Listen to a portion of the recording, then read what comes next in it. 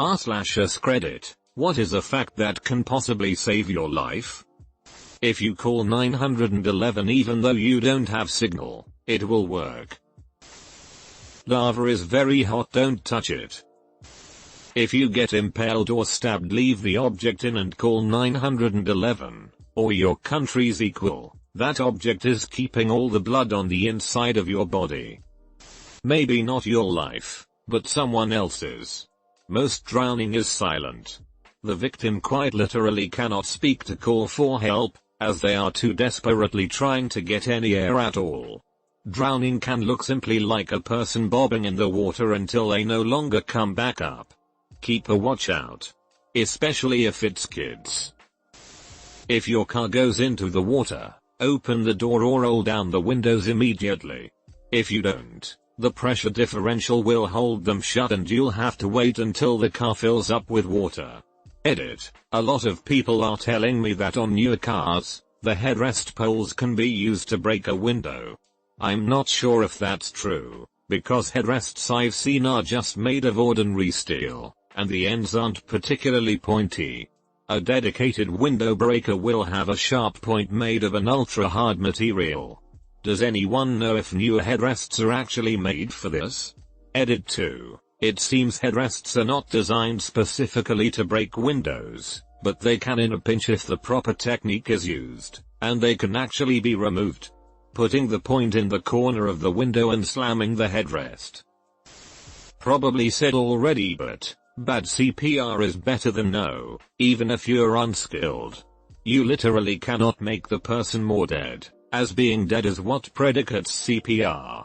If you have a puncture wound to the chest or abdomen, the first thing you should do is place a non-porous, think plastic bag, object over the wound. It will help prevent tension pneumothorax.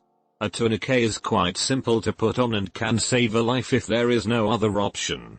Place close to the site or near, not on, a joint. Never remove a tourniquet once placed, as clots can travel to the brain and lungs. Also mark the time you put it on. If you're at an accident scene and have no medical training, something you can do is collect information and help calm victims. This is quite helpful as it aids the paramedics with triage and keeps potential injured person's heart rate down. Alternatively, learn how to hold C-spine. If your car ever gets stuck on the train tracks, look for a sign on the crossing arms. This is the Railway 911 and has a number to call to stop traffic as well as your exact location. If you've been cut deeply, pack gauze into the wound as tightly as possible, then hold pressure.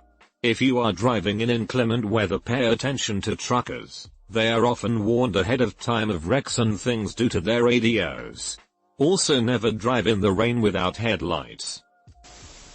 If you get kidnapped, try to leave as much traces of yourself behind as you can. For example, leave bits of clothing behind or scratch your arms a lot to leave dead skin behind. This way you increase your chances that a search dog could pick up your scent and find you.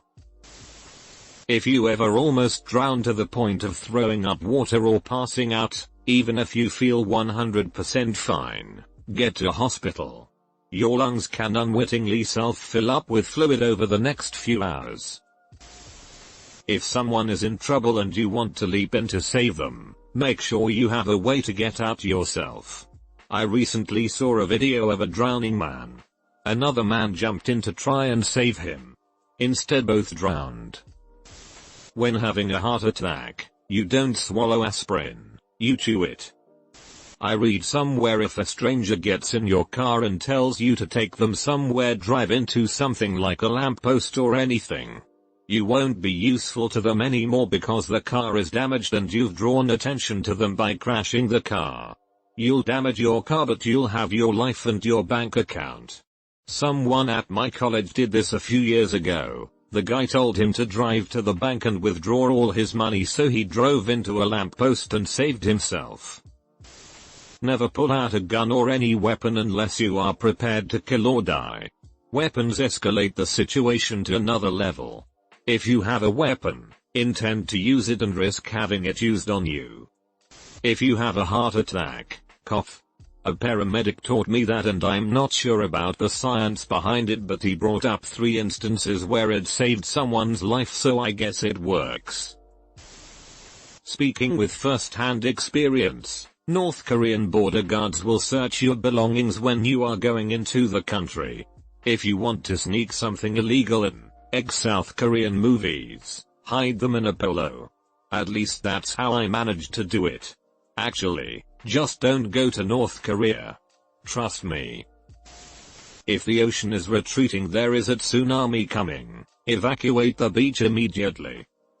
All firearms are loaded. Even if they are not, they are. Not for yourself, but someone else. First aid in general is not meant to be the only form of aid a person receives. If you give someone CPR, or use a defibrillator on them, or they have a severe allergic reaction requiring an EpiPen, you should still call emergency services immediately. These are just temporary measures to buy time until a medical professional can treat them more thoroughly. Similarly, chewing aspirin for a suspected heart attack still requires emergency services to treat the issue or rule out complications. Do not delay getting out of a burning building. The flames are not what will kill you. The smoke will get very thick and toxic very quickly, and you will not be able to see the way to get out. Not life-saving, but FKN useful. If you have a splinter and can get it out, cut off a tiny piece of new soap, put over where it is, and put plaster band-aid over it. Next morning peel off the plaster, and whatever the splinter is stuck in the soap. Maybe not your life, but possibly others. In an emergency situation, pick one person to specifically call 911. In lots of stressful or emergency situations, there are significant delays in calling 911. Some people assume that others will call 911 while others panic, freeze up, and don't think to call 911. If you're faced with a situation where 911 is necessary, pick a specific person to contact 911. Double check advices in this thread with your own research. If you have to perform CPR, you can follow the beat of Staying Alive by the Bee Gees or Another One Bites the Dust by Queen. If you're being tied up, puff yourself out as much as possible so it'll be easier to wiggle out of. Tense muscles. Inhale deep and stretch out your arms and legs to make more sense. If you need to call 911 and you're too busy helping the victim, CPR, specifically point at someone and say you. Call 911 instead of somebody. Call 911. It snaps a person out of bystander's effect and they act. Chest compressions are important regardless of mouth-to-mouth. How to identify if you or someone else is having a stroke. Time is key, so you need to act fast. A facial drooping, a section of the face, usually only on one side, that is drooping and hard to move. This can be recognized by a crooked smile. ARM weakness, the inability to raise one's arm fully. Speech difficulties, an inability or difficulty to understand or produce speech. Time, if any of the symptoms above are showing, time is of the essence. Call the emergency services or go to the hospital. Edit, source with more information. This is a New Zealand specific one, but all emergency numbers work here. The official number is 111. But 999,911, etc. will all work. This is so that tourists can still reach emergency services easily. If you smell a fish smell in your house, some people also report a urine-like smell. For no reason, 9 times out of 10 it means there's an electrical fire. If your vomit look like coffee ground, you are bleeding internally, you need to go to the hospital. Coffee ground vomiting. This one's pretty obvious, but if someone's grabbing you, it's usually easy to break the hold by grabbing their thumb. Can't hold S so well without your thumb. I'm glad I haven't had the opportunity to use this next one. But I've been taught that if someone is trying to assault you or kidnap you, and you manage to get him on the ground, Prop his leg up on something, kneecap facing upward, and felling jump on that genie. Can't chase or kidnap you if he can't felling walk. Edit to add, the thumb thing I found great when trying to break a hold without doing damage. Lots of people have been talking about pinkies instead when you're fine with damage, which is great advice. Also, don't do the second one if you can help it. End edit. If you're lost in the wilderness and need something sharp to hunt defend with, make a spear by hardening a soaked branch stick over a fire. The water prevents the stick from burning, but the heat from the fire forces the branch to condense and harden, making them more durable. If you get caught in a current, don't swim towards the shore and instead swim parallel to it. Edit. People seem to be confused, but I should clarify that you swim parallel to the shore. Soy sauce is deadly if consumed in large quantities at once. So no stupid soy sauce stares or challenges please. If a tornado looks like it isn't moving, it's heading right towards you.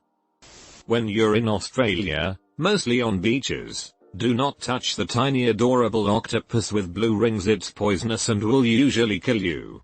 In fact, don't touch any snakes or spiders or marine life. A lot of it is poisonous, venomous, or will kill you in other ways. Don't let this stop you from coming to Australia though, most of the humans are pretty nice.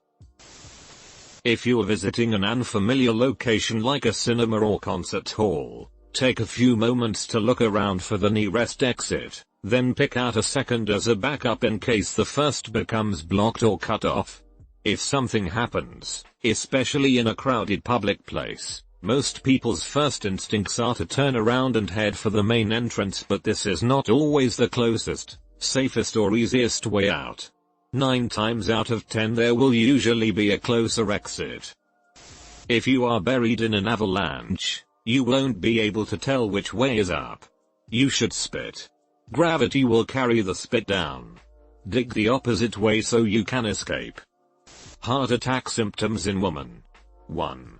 Uncomfortable pressure, squeezing, fullness or pain in the center of your chest. It lasts more than a few minutes, or goes away and comes back too. Pain or discomfort in one or both arms, the back, neck, jaw or stomach. 3. Shortness of breath with or without chest discomfort. 4. Other signs such as breaking out in a cold sweat, nausea or lightheadedness. 5. As with men, women's most common heart attack symptom is chest pain or discomfort. But women are somewhat more likely than men to experience some of the other common symptoms, particularly shortness of breath, nausea, vomiting and back or jaw pain. Source. Edit to add some possible symptoms that have been mentioned in the comments. Sense of impending doom, upper back pain symptoms like having a regular cold. I would also like to add that these symptoms can also be signs of heart attack in men, howbeit less common. Unfortunately, most of the symptoms are pretty generic. Though if you have concerns, you should always speak to your doctor about your experiences. You can perform the Heimlich maneuver on yourself. Put your dominant fist above your belly button. Wrap your other hand around the fist. Drive your first in and up into your diaphragm hard and repeatedly until whatever you're choking on dislodges. Re-swallow your food after chewing it some more, cause that burger was $6.99 and you ain't gonna let the man take you out. Edit. I've been informed I am going to kill you all cause I am incorrect. So please don't listen to me. Apparently you are supposed to put your thumb knuckle under your ribcage and jump onto a flat surface or the back of a chair. Or you know what, better yet, go take a CPR course. Don't sue me PLZ. I'm not a doctor, I just did a Google search for facts that will save your life and copied the first result. Our confessions. If you are ever buried in rubble, earthquake, tornado, building collapse etc., don't shout. You'll lose your voice and waste energy. Instead, grab a piece of rubble and knock in patterns of 3s. Humans are expert pattern makers and pattern noticers. Rescuers will hear the distinctive pattern sound and go toward it. Once you can hear people, then use your voice. Edit. Cite my source. I learned this from the podcast The Big One. It's about how to realistically survive a massive earthquake day by day with certain scenarios. There are no rules if a stranger puts their hands on you. Yell, scream, be murder, kick, bite, make the biggest scene you possibly can and run away as fast as you can.